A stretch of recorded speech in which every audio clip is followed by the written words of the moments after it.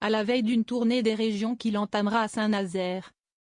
L'ancien Premier ministre socialiste Bernard Cazeneuve affirme ce dimanche 3 novembre qu'il présentera un projet pour le pays au début de l'été prochain, assurant toutefois qu'il ne se construisait pas un destin pour lui-même. L'ex-ministre de François Hollande voit dans ce projet une contribution à la réflexion collective. La reconstruction du camp social-démocrate ne peut pas se traduire par une juxtaposition d'ambitions personnelles. Ce qui compte, si est ce que nous allons faire sur le fond, plaide-t-il dans un entretien à Ouest France.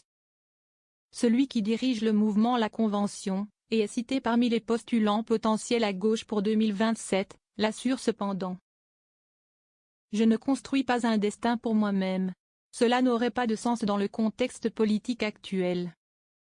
La gauche de gouvernement ne peut se reconstituer que s'il y a suffisamment de gens désintéressés et conscients des difficultés du pays pour vouloir les surmonter ensemble. Le projet doit l'emporter sur toute considération personnelle, insiste-t-il. Éviter l'accession au pouvoir du Rassemblement national. S'il était cependant en bonne position en vue de la prochaine présidentielle, l'ancien ministre de l'Intérieur promet qu'il ne fuira pas ses responsabilités. Mais je ne détruirai aucune autre hypothèse capable d'éviter l'accession au pouvoir du Rassemblement national. Dans les circonstances historiques où nous sommes, il faut être capable de dépasser ses ambitions pour construire un dessein commun, fait-il valoir.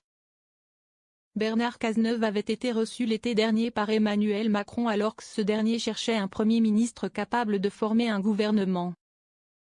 Mais faute de soutien à gauche où il défend une ligne anti-LFI, y compris au sein du PS, Bernard Cazeneuve s'était finalement vu préférer Michel Barnier, dont il juge durement les premiers pas. Si j'ai de la considération et de l'estime pour Michel Barnier, je condamne l'orientation politique de son gouvernement, incontestablement très à droite, affirme-t-il.